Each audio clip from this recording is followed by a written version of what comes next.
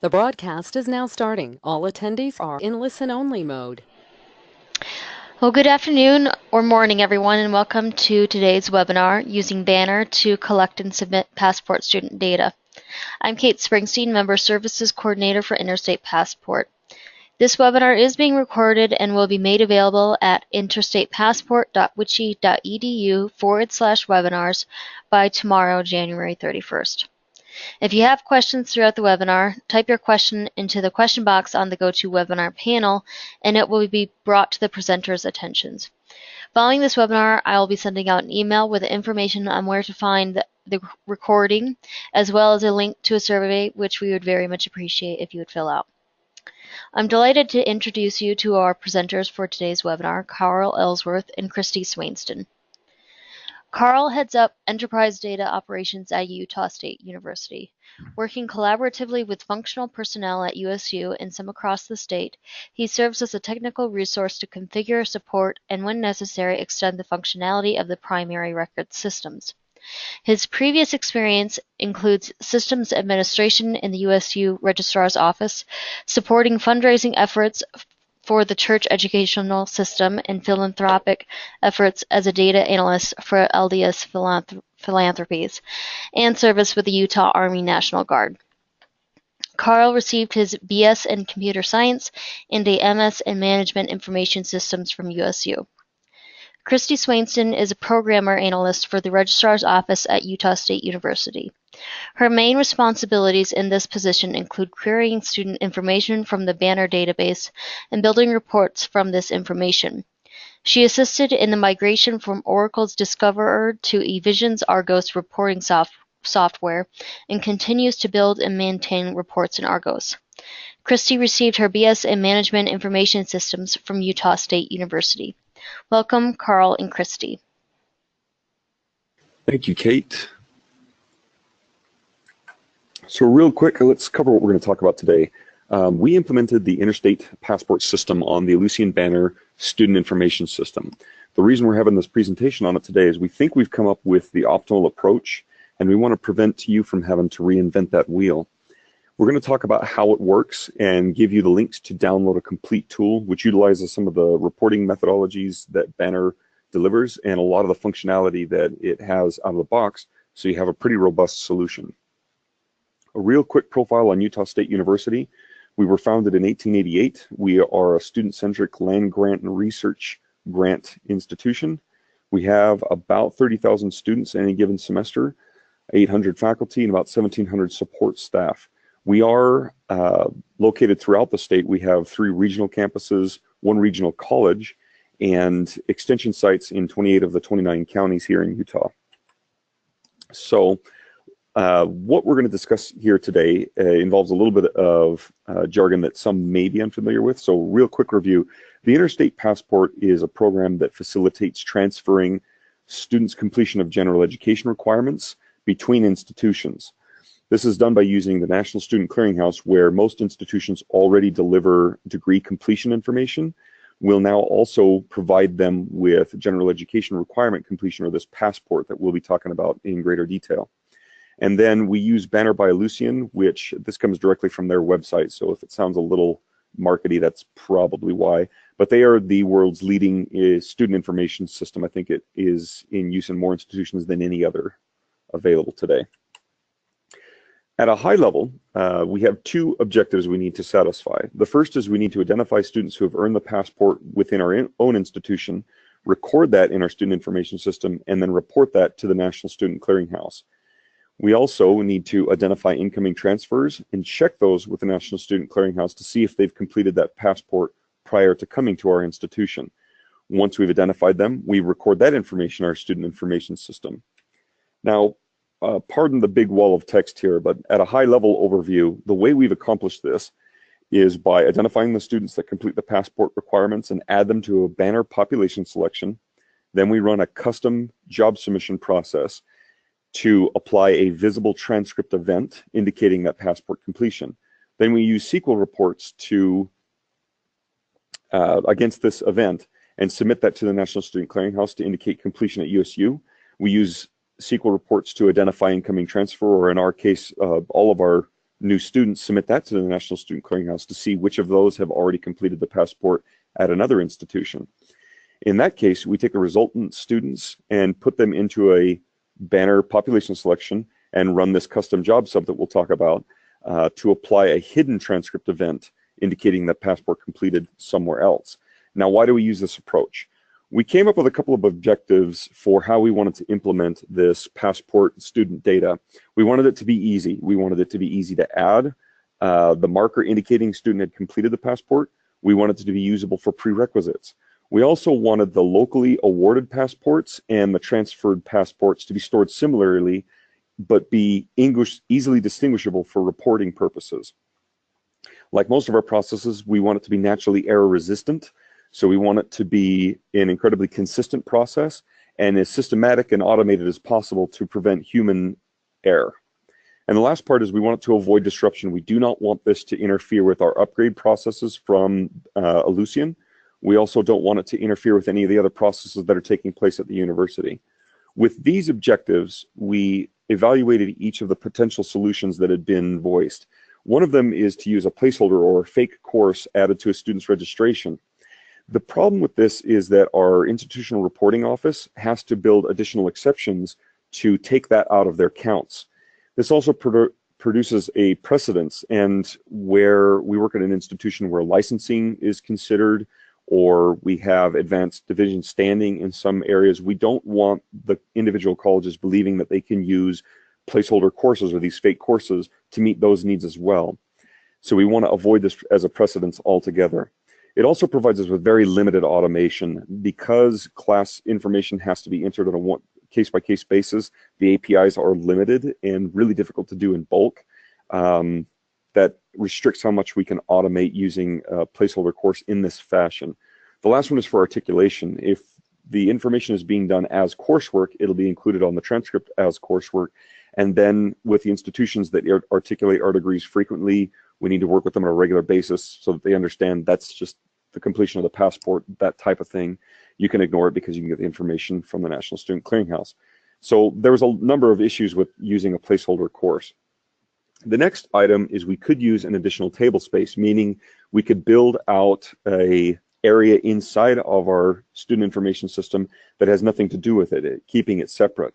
The problem with this approach is it lacks any student information system integration. We can't use any of the tools that we get from Banner to interact with this table space out of the box. And I'll explain why that's important later. Then we came to transcript comments and transcript events. Both of them actually give us a lot of power here, but we noticed events was slightly better for our purpose, mostly because comments have a lack of consistency. It's an open text field, and sure, if it's being populated by an automated process or something on the database side, that would be consistent as far as the entry, but maintenance and accidental entry by individual users can mess with that. The other aspect is comments are term specific, whereas transcript events are date specific. And where terms are not the same coding used between institutions, it has a slightly more complicated reporting strategy. So events ended up being the method we went with for a lot of reasons. We just talked about why dates are a little bit easier to use than term codes. Dates are ubiquitous. Every institution has a way of being able to deal with translation of dates to whatever field they need. The second one is that transcripts have a visibility indicator, whether or not the transcript event is actually printed on the transcript from the university. This allowed us to create two distinct event types, one that we award locally and shows on the transcript because it's a visible transcript event, and the second, which is a transferred passport. This is hidden from the transcript so that we can very easily report against it the same way we would against a locally awarded passport, and yet because it's not visible on the transcript, it doesn't interfere with any of the current processes. The last aspect is that transcript events are supported out of the box for use as prerequisites. They're even supported by DegreeWorks for the institutions that are using that product. It can be used both as a prerequisite and for block completion requirements. So how do we do this? At a very high level and a functional level, you can implement using the Interstate Passport as a transcript event with only a few changes. The first is you need to identify new transcript events on the validation table STV-EVEN. In here, we build two. The top one you'll see here is the Interstate Passport This is the local one when they earn it here at Utah State, and this one is printed on the transcript. The second one is an Interstate Passport that's transferred, and this one is not visible on the transcript. Once these two entries are in place, you can save that and move on. Then we're going to go to the validation table for organization codes. So STV-ORIG. In here, you'll want to make sure that you have a code for the office that has the responsibility of applying the passport completion transcript event. With these two validation tables updated with the entries we need, we can now go to SHA-TCMT to be able to apply a transcript event to a student, and automatically it'll populate the description from the event code. You put in the originator code. In the decision field, USU opted to put in the OPE ID code to indicate which institution awarded the passport. Since our code is 003677, that's the code that you see here. If it was from a sister institution, this would be a different code, and another way that we could identify which institution had applied that passport. It also allows us to distinguish a passport supplied from say, Weber State versus well, I'm drawing a blank, Utah Valley University. And then we put in the date that the passport award is effective. And that's it. At that point, you have all of the prerequisites to start using the transcript events as your identifier for the passport completion. And these things can be done without any help from a developer or a programmer. Now, of course, we want to take this one step further because we want to do some automation, and we want to make it so that these can be done automatically with a number of processes that we put in place. And this solution can be downloaded. This solution can be downloaded from GitHub with the address listed above. If you have a database administrator or an Oracle developer programmer, they'll know what to do with these different pieces. At a very high level, there's 3 files in here that you'll want to pay attention to. This first one is a package specification. The second is a package body. Together, they'll create a new Oracle object in your database with all of the tools to be able to interact with these transcript objects that we'll talk about here in just a moment. This last piece is an optional aspect that allows you to take the functionality added with the package and actually add it as a Banner job sub so that the process can be run by functional users without the need of a programmer developer down the line. But let's start with that package specification and body. Once you get those run, you'll have these 3 new procedures as part of that package. This first one, as insert SHR EVNT, does the heavy lifting. It adds a transcript event to an individual student. Then we have batch load. This utilizes a Banner population selection and applies transcript events in bulk to all students that are currently part of that population selection. This last piece is this optional job submission process, and what it does is it's going to wrap this batch load into the job sub process so that it can be called from Banner. As I've indicated, it's not required, and it does require additional setup, but it's totally worth it. Because once you've gotten this setup done, you can go directly to ZSP Pass. This is the batch load transcript events, and populate it with the parameters that you need for the process. Go to the submission block and hit save, and it will run through all of the students in that population selection and apply the transcript event in mass to them. A real quick review of the parameters here. The first 4 are used in identifying the population selection. The application selection name, the creator ID, and then the user ID that the population is actually associated with.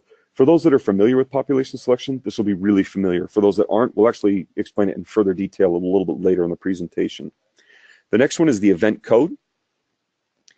That's the new one that you've created for the passport. The origination code, which is the office that has the task of assigning the passports. The level code, which in our case is always undergraduate, since we only apply passport completions to undergraduate students. The description is a field you want to leave blank. The way transcript events are done is you either use an event code, which has an associated description, or you use the description, but not both. And then we put in the OPEID field as the next parameter. There is a grade field. It's optional. We don't actually use it at Utah State, but I left it here available for other institutions if they wished to. And then an effective date. Once those parameters are populated, you go to the submission block and save, and it applies those transcripts in bulk. Now, the reason you may want to avoid this specific step is it does require somebody with some PLSQL know-how, as well as knowledge on how to take the command from the Banner system in the job submission block and translate that into something that can be triggered on the database back end. But if you have a database administrator available who knows how to do that, they can take the little scriptlet we supply in this file, the ZSP pass_jobsub.sql, and add that where it needs to be so that it can be triggered. Utah State uses a shell file or a script file to be able to trigger that process, but we've noticed that a lot of other schools do it differently. So we provide the scriptlet here, and your database administrator will know what to do with it. The other scripts contained in this file are what are needed to establish the banner object job sub entries so that it appears in the menu system. The scripts needed to establish the 11 parameters, the default values for those parameters, and then adds it to the default banner security classes. So that's all as far as getting the automation for the transcript events into the system. What I'm going to do now is I'm going to turn the time over to Christy Swainston, who will explain the contents of the SQL reports folder found in the same GitHub repository. So there's 4 files in the SQL reports folder. The first 2 have to do with the passport completion file. So the first one is students who meet the passport requirements, and this is the script that identifies the students that have newly met the passport requirements, and it's based on your institution's learning outcomes. So this script is actually based on Utah State's learning outcomes, so you'll need to adjust the script for your school's learning outcomes. But it will just give you a list of students, which we will then take and load the transcript event that Carl was talking about earlier onto these students so that we can then send them to the National Student Clearinghouse. The next script is the passport completion file that we'll actually send to the National Student Clearinghouse, and it then queries the transcript event table to find the students that have been awarded the passport, and then in the select clause there are fields there that are required by the National Student Clearinghouse, and I put them in the format that the National Student Clearinghouse requires for those fields.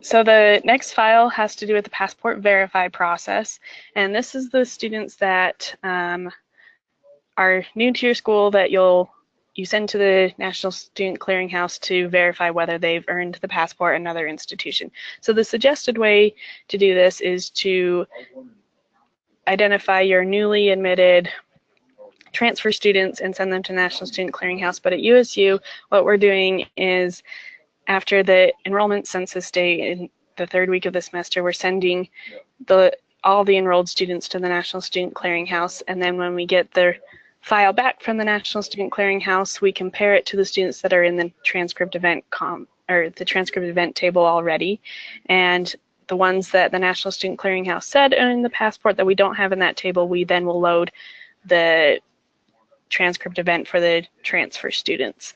Again, this file has the fields that are required by the National Student Clearinghouse to submit it, and they've been put in the format that the National Student Clearinghouse requires in order to submit the file.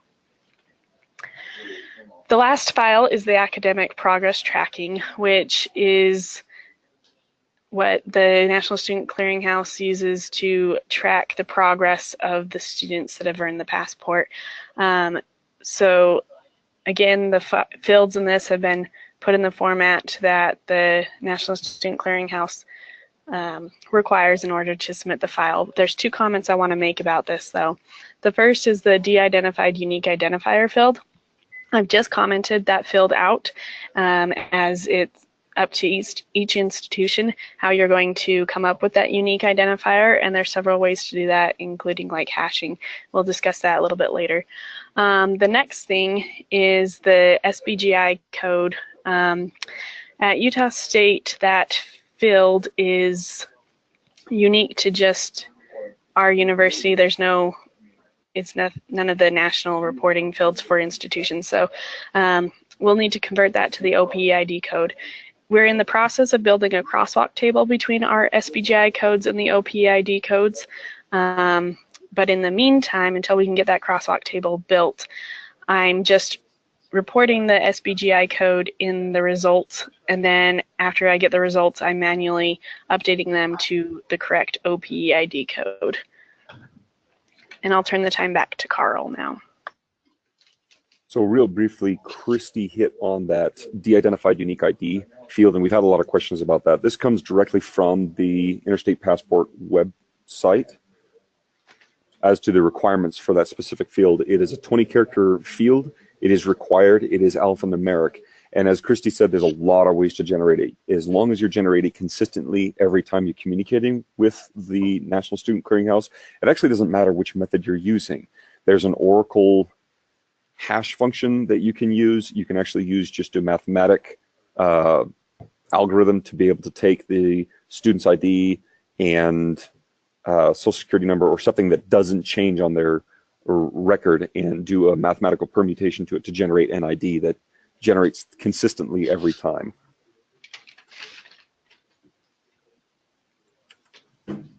Okay, now I know that there's a couple of tech-savvy individuals who've been listening to the conversation, which are perhaps familiar with population selection and are sitting there going, wait a minute, you're using population selection and SQL interchangeable, and that's not the case. You are 100% correct. We actually found that population selection has a lot of limitations that caused us to say, hey, we need a way to take our SQL report results and load that to a population selection. So we built another tool, and we figured as long as we were giving you the Witchy Passport interface, we would give you this tool as well. So before we talk about that in great detail, let's talk about population selection at a high level. There are a number of built-in tools for the Banner system that allow you to manipulate a population selection. And with brief overview, let's cover those here. GLR SLCT is where you can define a new population selection. You'll do this to create a population selection for the Witchy Passport group. It'll look something like this. The parts I want to point out is once you have the application, the selection ID name, the creator ID, which will be automatically populated by the person who's in the system. You'll give it a description, but you're going to click this manual checkbox and not provide any definition or any rules associated with it. And the reason being is we're not going to use the built-in Banner GLB data to populate this. We're going to be populating it with a process that we've built outside of the Banner infrastructure. So by marking it manual, when these get loaded automatic by our process, they will be given the manual identifier so that we know it wasn't automatically generated. So we talked about GLB data. GLI SLCT is actually just an inquiry version of the GLR SLCT rules form. The inquiry does have one added feature that you can review which users have data associated with a population selection. So it's good to actually have this in addition to the definition rules. These last two are actually the same functionality. One allows you to edit and one is inquiry only. But GLA EXTR, it allows you to type in the information for a population selection, the application, the selection ID, the creator ID, and the user ID. And by hitting the go button, it'll pull up which students are currently in that population selection. And this is where if you didn't use any of the automated processes we were talking about, you could interact with the population selection manually here. You can also, by using the automated process, use this as kind of a review and a last-minute edit form if you needed to. In either case, the GitHub repository for this file-based pop cell can be found here. One thing you will need to know is the files that you use for this are currently limited to one student ID per line in either a text file or a CSV file. It's got to be something that's just ANSI standard text. To set it up, very similar to the previous process we talked about, there's going to be a package specification file and a package body file. And you'll run these two to build the Oracle object that does most of the work. There's also a job sub setup file that has a list of SQL scripts used to generate the job submission processes. So once you have those first two scripts, the spec and body run, you'll have this function that does a verify pop cell. The only thing this does is check to make sure the pop cell that you've identified actually exists. And if it doesn't, it'll give you an error that says, hey, you need to go and do this other step first. The next one is a process called purge pop cell. And what this does is it's going to empty out all of the students associated with the pop cell so that that population selection can be reused. This is a feature that didn't come with Banner by default, so we've kind of added that here. This next procedure is insert GLB EXTR. This procedure adds a specific individual student to a population selection. The load pop cell from file is the one that does most of the work, and this takes the list of IDs from a file that you identify and loads them to the pop cell. So these two processes that are also contained in the file are the job submission processes that call either the load pop cell from file or the purge pop cell, and those ones can be called from job sub directly. The second part of the setup is you take the scriptlet command needed to call ZGP PSEL and ZGP purge, and your database administrator will know what to do with that. The rest of the scripts are associated with generating the job submission entries, the parameters required for the processes, those default values for those parameters, and then adding those objects to new security classes. ZGPP Cell looks like this once you've got it all set up. The first four parameters are the population selection criteria, and then you give it a folder name. This is an Oracle directory that can be established by your database administrator as well. That's the folder that you're going to put the file into, and there's a lot of ways to do that. You can make it so you can access that folder by WinSCP using secure FTP protocol, and however your database administrators want you to interact with that, or if they want to put those files in there for you, that's up to them. In any case, you provide the name of the directory, and then you provide the name of the file so that it knows which file you wish to load to the job submission process, or to the population selection, excuse me. Once you go to the submission block and hit save, it loads all of those students to the pop cell, and then you're ready to run the transcript event process that we talked about earlier. The purge process does pretty much what you would expect it to do. You identify a population selection, and it purges all of the student IDs from that population selection so that it's ready to be used again. So in conclusion, we presented a whole lot of tools, and we kind of want to encourage you to use whatever you want, whatever you think is useful for you, and the parts that you don't need, don't bother with. The goal was to give you something that was easy, consistent, and non-disruptive to implement the interstate passports. And with the tools we presented here, hopefully you'll have the tools necessary to be able to come up with a solution of your own. And with that, I'm going to turn the time back over to Kate. Well, thank you, Carl and Christy. We do not have any questions right now, but I will be sending out an email after this webinar where you can find a link to a recording of this webinar, which Carl has up on the screen right now. And if you have any questions that you think of later that were not answered during this webinar, please forward them on to me, and I'd be happy to get an answer for you on those questions. And with that, I hope you guys all enjoyed the webinar and have a great rest of your day.